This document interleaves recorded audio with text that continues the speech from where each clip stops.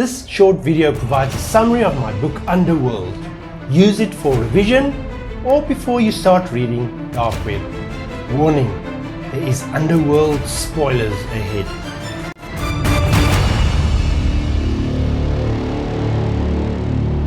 Underworld is set at a private boys' school in the Drakensberg Mountains, Lawson College. It's an exclusive school for the boys of the super rich and influential families. This is where we meet the main character Greg Owen in his matric year. Greg is not only very popular among all the learners, he's also head boy and plays wing for the first rugby team. He's a guy who was born with a silver spoon in his mouth. Extremely privileged. Greg's father, Chris Owen, is an influential media mogul. He owns the Turret Media Group and is a tough guy who does not tolerate ineptitude, not even of his son. Greg's mother, Rena Owen, stands by her husband through thick and thin. She's often invited to fancy parties and events, but doesn't feel at home there. She's almost like a bird with a broken wing. For a dark shadow looms over the Owen family. John Owen, the eldest son, took his own life. He buckled under the tremendous pressure his father placed on him, swallowed a handful of pills, and died. At school we also meet Greg's best friends, TJ and Plank. TJ is a sharp chess player. His grandfather founded Lawson College. And Plank is the front row rugby player who loves watching soapies and smoking weed. A smart guy, but almost always on a plug. In Greg's final year at Lawson College, something unheard happens. A new learner, Eckhart Wilken, is enrolled at the school. Eckhart is a hard-nosed guy with a dark look in his eyes. He reads a lot, knows a lot, and he is an outsider. He doesn't get along with the other matrics. At first, Greg and Eckhart bump heads, but that all changes the evening of the school's initiation ritual. All the grade 8s are chased through the school's underground tunnels and need to find their way through the dark maze, blindfolded. Because Eckhart is a new learner, the matrics decide to drop him in the tunnel as well. But as they proceed, Greg recognizes something of his brother John in Eckhart's eyes, and he stops everything. He pulls Eckhart out of the tunnel and they become friends from that moment on. One evening in the residence, House Da Vinci, Greg and Eckhart hang out together. While surfing the internet, Eckhart drops a startling question. So Greg, have you ever hacked a computer? Of course Greg hasn't. He's supposed to be an example to the other learners. However, Eckhart, an experienced hacker, makes it sound so exciting. He begins to teach Greg various hacking techniques. Dumpster diving, shoulder surfing, SQL injections, social engineering, brute forcing and more. It's all really as exciting as Greg thought. He starts using the hacker nickname G-Force and Eckhart becomes Echo. The friendship between Greg and Eckhart grows stronger. Eckhart even goes on holiday to Jeffreys Bay with the Owens. However, the friendship hits a slight snag when Greg finds Eckhart near his girlfriend Nicole's room in the middle of the night. Eventually, they sort things out and continue their friendship and hacking lessons. But then one Thursday morning, Eckhart disappears. He's not in his dorm room when Greg goes looking for him, but his cell phone and laptop, his clothes, everything is still in his room.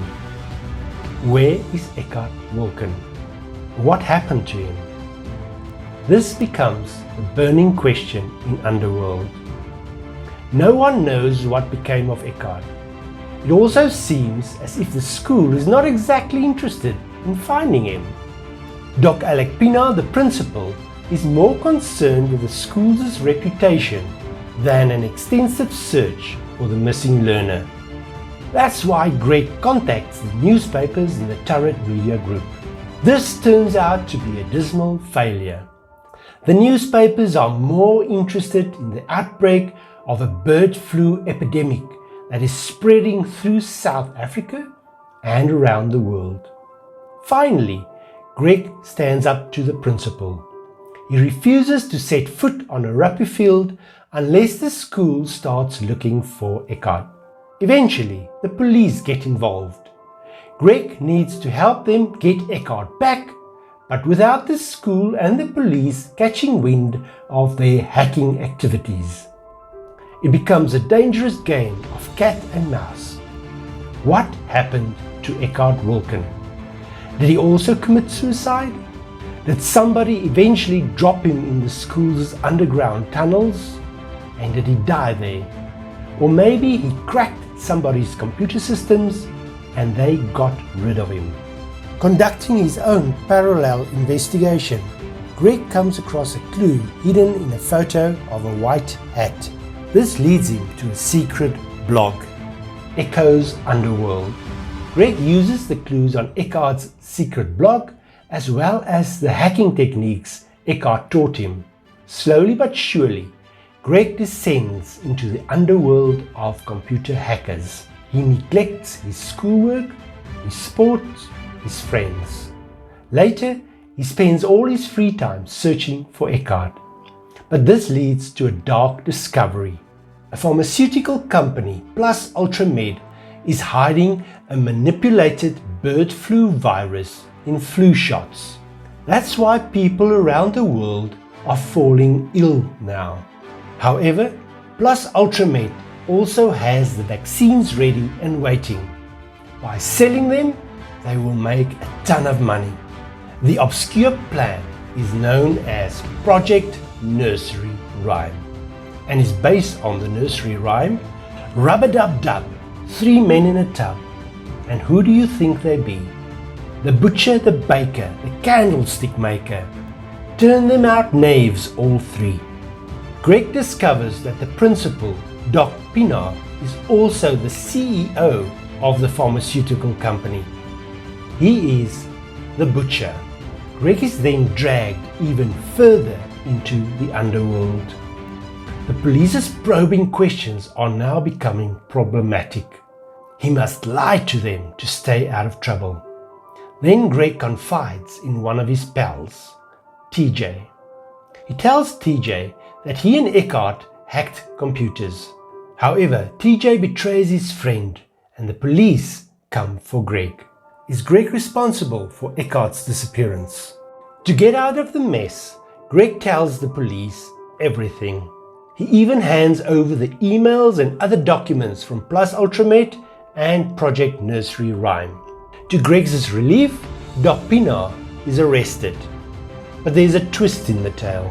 When Greg tries to pick up the pieces of his life, Eckhart unexpectedly makes his appearance again. He looks different now and even sounds different. Something is wrong. Eckhart tells Greg that he carried out a massive social engineering attack on Greg and his family. Greg's own father is also involved in Project Nursery Rhyme. He is the candlestick maker. When Greg unmasked Doc PIENAAR, he inadvertently betrayed his father as well. The reason for Eckhart's attack? Greg's father destroyed Eckhart's family in a similar fashion years ago. Eckhart's father was a judge.